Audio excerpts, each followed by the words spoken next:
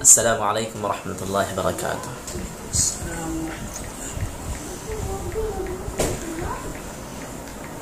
أعوذ بالله من الشيطان الرجيم. بسم الله الرحمن الرحيم.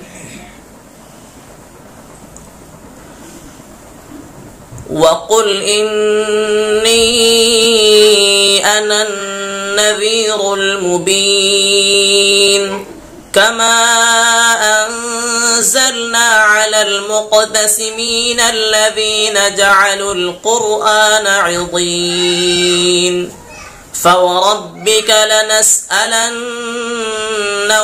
أجمعين عما كانوا يعملون فاصدع بما تؤمر وأعرض عن المشركين إنا كفيناك المستهزئين الذين يجعلون مع الله إلها آخر فسوف يعلمون ولقد نعلم أنك يضيق صدرك بما يقولون فسبح بحمد ربك وكن من الساجدين واعبد ربك حتى يأتيك اليقين.